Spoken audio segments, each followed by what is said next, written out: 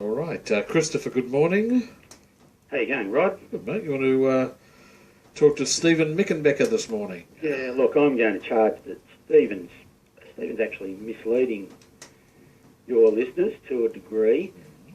First of all, on the issue of the integrity of the Australian banking system, during the global financial crisis, our banks did receive emergency financing support from the Federal Reserve in America, and this wasn't publicised, and it's not well known, and I wouldn't be surprised if many of our politicians don't even understand what happened, but you can go and research that people did demand through freedom of information, and the data has been released. But our banks, all of our banks, received billions of dollars directly from the Federal Reserve in America during the global financial crisis. That was short-term preferential financing to keep our banking system solvent. It was just as dangerously positioned as banks in the rest of the world. Now, the other important point is that banks, the most mysterious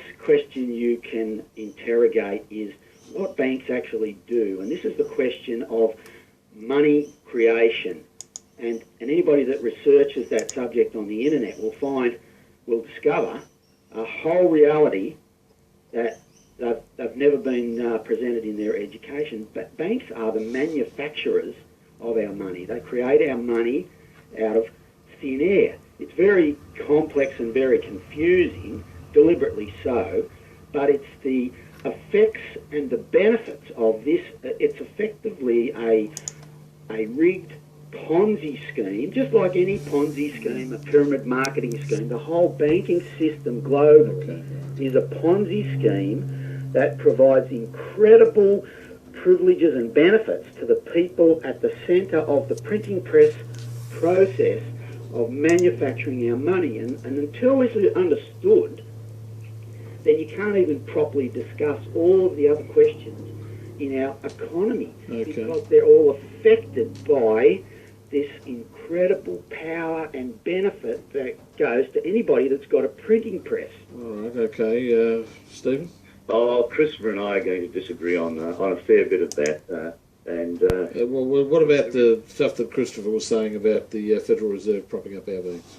I think the Fed Reserve in the US has enough problems of its own. The Australian government certainly said, look, we have to support our banks, and they supported the banks, the whole financial system, through guarantees on deposits to assure that people didn't run on banks. Our banks were very solid through the period.